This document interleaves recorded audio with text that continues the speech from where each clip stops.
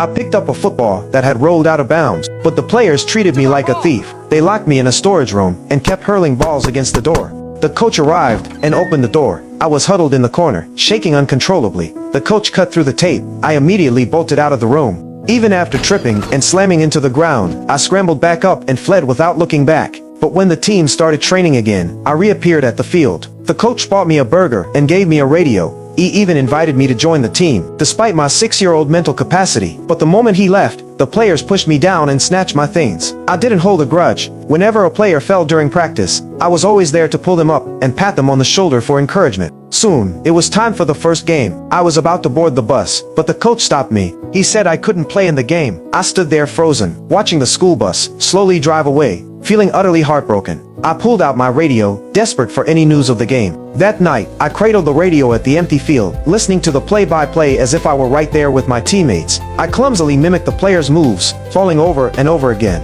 but I never backed down. As the game reached the final play, I set up the ball just like the pros and kicked it with all my might. But I tumbled to the grass, and the ball missed the mark. I was crushed. I locked myself in my room and sobbed. The coach came and gave me a warm embrace, and promised that in the next game, I'd be the one leading the team onto the field. I heard the cheers from the stands and, overcome with excitement, shouted out the coach's play. Because of the distraction, the team fell far behind in the score.